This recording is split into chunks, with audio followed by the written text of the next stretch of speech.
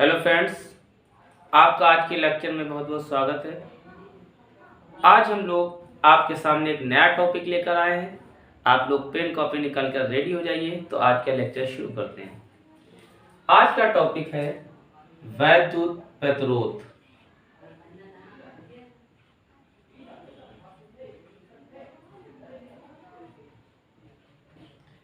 इसको electric resistance कहते हैं इंग्लिश में।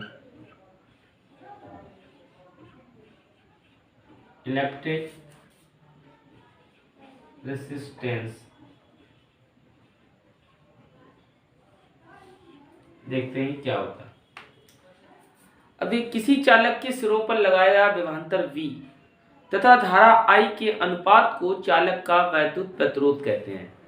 जैसे हमारा ये चालक है, चालक का नाम लेते हैं। चालक जैसे PQ है और चालक तार की हमारी जो लंबाई है वो स्मॉल l है।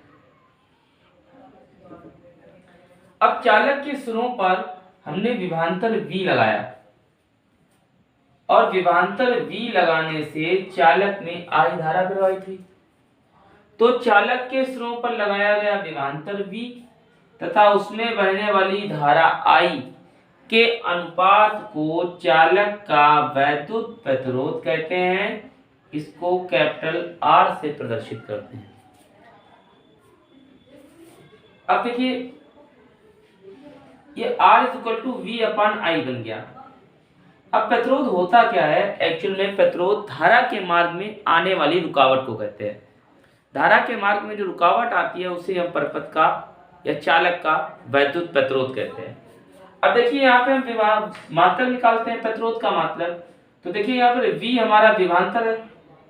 चालक के सिरों पर जो विभवांतर लग रहा है वो V है और विभवांतर का मात्रक होता है वोल्ट और I हमारी यहाँ पे धारा है और धारा का मात्रक होता है एम्पियर। तो देखिए, हमारा मात्रक बन गया वोल्ट पर एम्पियर और वोल्ट पर एम्पियर को ओम कहा जाता है।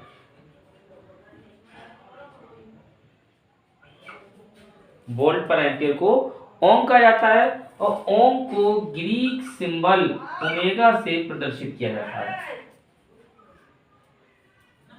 ओम को ग्रीक सिंबल ओमेगा से प्रदर्शित करते हैं। ये जो हमारा सिंबल है इसे ओमेगा कहते हैं। ओमेगा।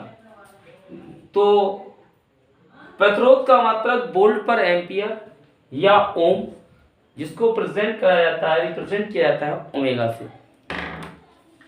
अब यहां पर हम देखते हैं कि हमारा जो वैद्युत प्रतिरोध है वो किन किन कारकों पर डिपेंड करता है। जो किसी चालक का वैद्युत प्रतिरोध है वो किन किन कारकों पर निर्भर करेगा। तो पिछले लेक्चर में दोस्तों हम लोगों ने एक फार्मूला पढ़ा था।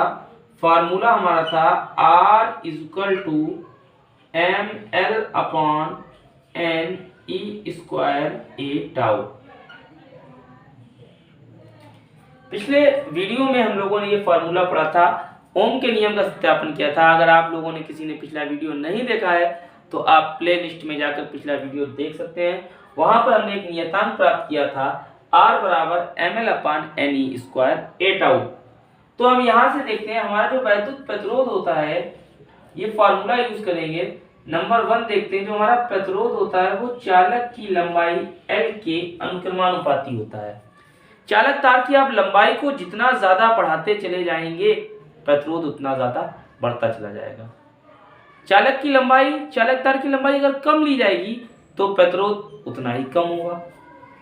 देखते हैं, अगर चालक की ये लंबाई, ये तार है, अगर वायर की लंबाई ज्यादा होती जाएगी, अगर लंबाई L को बढ़ाते चले जाएंगे तो प्रतिरोध R का मान भी बढ़ता चला जाएगा।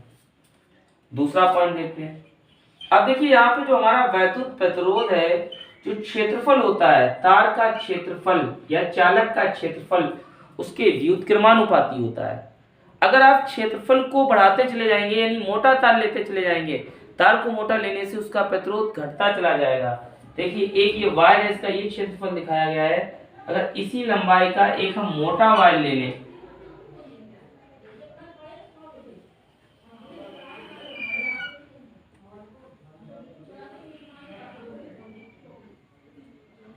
देखिए उतनी ही लंबाई का हमने एक मोटा वायर ले लिया, ये पतला वायर है। अब देखिए यहाँ पर क्षेत्रफल बढ़ गया, अगर यहाँ पर क्षेत्रफल बढ़ जाएगा तो देखिए यहाँ पे तार का प्रतिरोध जो है वो कम हो जाएगा। तार की लंबाई समान है, ये भी पतला वाला तार और मोटा वाला तार दोनों समान लंबाई के हैं, लेकिन जो पतला वाला तार है उसका प्रतिरोध ज्यादा होगा और जो मोटा वाला वायर है उसका प्रतिरोध कम होगा। क्यों? क्योंकि यहाँ पर इसका जो अनुप्रस्थ क्षेत्रफल है, क्रॉस सेक्शन एरिया है, ये ज्यादा है, और जब ये ज्यादा होता है तो प्रतिरोध कम हो जाता है। और यहाँ पर इसका अगर अनुप्रस्थ काट का क्षेत्रफल देखेंगे, क्रॉस सेक्शन एरिया देखेंगे तो ये कम है। अगर यहाँ पर क्षेत्रफल कम हो जाएगा तो यहाँ पर प्रतिरोध बढ़ जाएगा। अब जो वैद्युत प्रतिरोध का तीसरा कारण होता है, जो तीसरा रीजन होता है, वो होता है हमारा श्रांति काल यानी कि टाउ। अब श्रांति काल क्या है? तो चालक के अंदर होते हैं मुक्त इलेक्ट्रॉन। देखते हैं यहाँ पर, जैसे ये चालक है, ये चालक है और चालक के अंदर दिखाया गया मुक्त इलेक्ट्रॉन। और किसी चालक के अंदर मुक्त इलेक्ट्रॉन भी होते हैं और धनायन भी होते हैं। धनायन क्या होते हैं? जहां से इलेक्ट्रॉन मुक्त होते हैं वहां पर धनायन बन जाते हैं। और कुछ ऐसे परमाणु भी होते हैं जिनके अंदर कोई भी मुक्त इलेक्ट्रॉन, जिन परमाणुओं से कोई भी इलेक्ट्रॉन मुक्त नहीं हुआ होता है।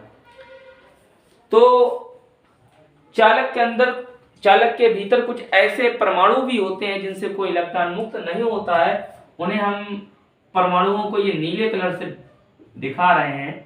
ये कुछ ऐसे परमाणु हैं जिनसे अभी कोई भी इलेक्ट्रॉन मुक्त नहीं हुआ है। तो क्या होता है, चालक के भीतर जो मुक्त इलेक्ट्रॉन होते हैं वो विभवांतर लगाने से पहले अनियमित गति करते हैं। और जब अनियमित गति करते हैं तो अनियमित गति करते हुए कभी वो धनायनों से टकराते हैं, कभी ऐसे परमाणुओं से टकराते हैं जिनसे कोई इलेक्ट्रॉन मुक्त नहीं हुआ होता है। तो मुक्त इलेक्ट्रॉनों की किन्हीं दो क्रमागत टक्करों के बीच लगे औसत समय अंतराल को श्रांति काल कहते हैं। यानी मुक्त इलेक्ट्रॉनों की जो टक्कर होगी धनायनों से या परमाणुओं से, उनके बीच में जो इलेक्ट्रॉन को आराम का समय मिलता है, जो रिलैक्स का समय मिलता है, उसी को हम लोग रिलैक्सेशन टाइम पीरियड या श्रांति काल कहते हैं। अब देखिए जो श्रांति काल है यहाँ पर हमारा टाउ, ये जो है हमारा, ये ताप पर निर्भर करता है। अगर ताप बढ़ जाता है तो ताऊ यानी श्रांति कालीन टक्कर का समय घट जाता है।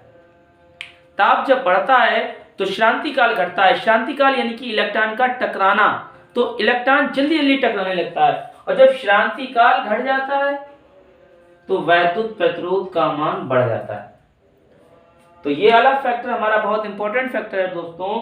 तो जो श्रांति काल है वो ताप पर निर्भर करता है। अगर ताप बढ़ेगा तो श्रांति काल घटेगा और श्रांति काल घटेगा तो वैद्युत प्रतिरोध बढ़ेगा।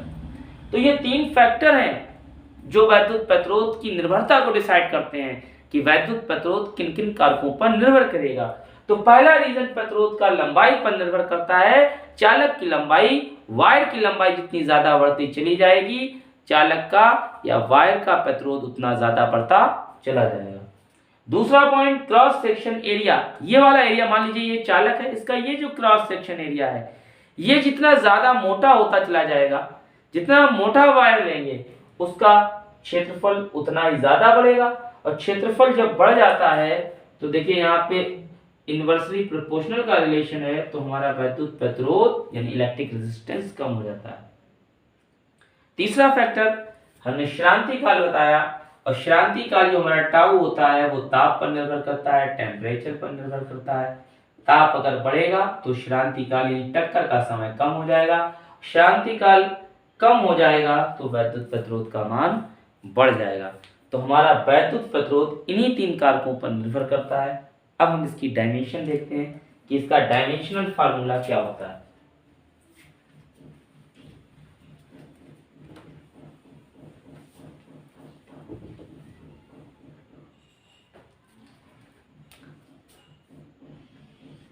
अब हम वैद्युत प्रतिरोध की विमा देखेंगे। फार्मूला ये हो गया R=V/I, और हमारा जो इसका मात्रक हुआ वोल्ट पर एम्पियर, जिसे ओम कहा जाता है। अब इसका विमा देखते हैं जिसे हम डायमेंशन कहते हैं। तो R फार्मूला होता है V अपॉन आई।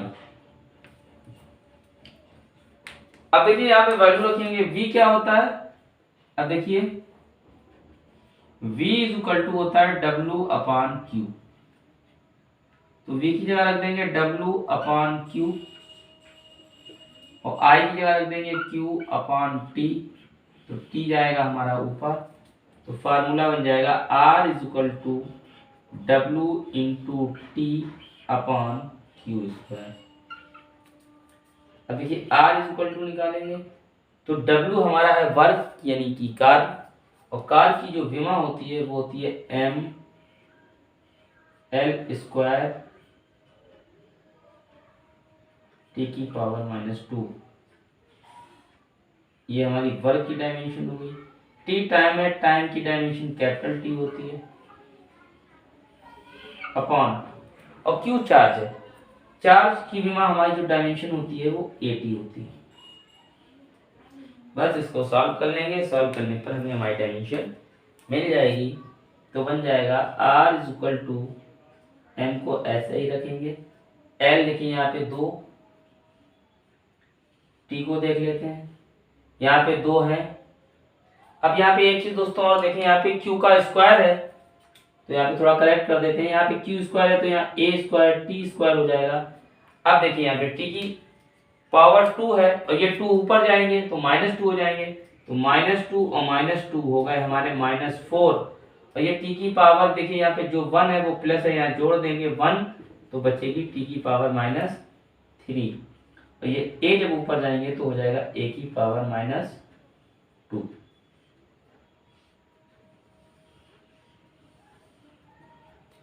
तो दोस्तों यही हमारी वैद्युत प्रतिरोध की विमा होती है।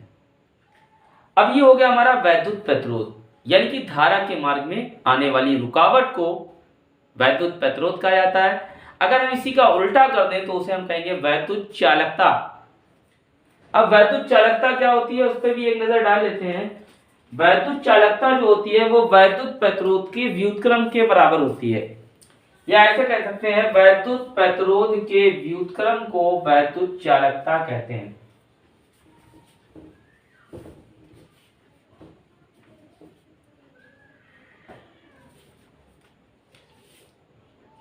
अगली हेडिंग डालेंगे वैद्युत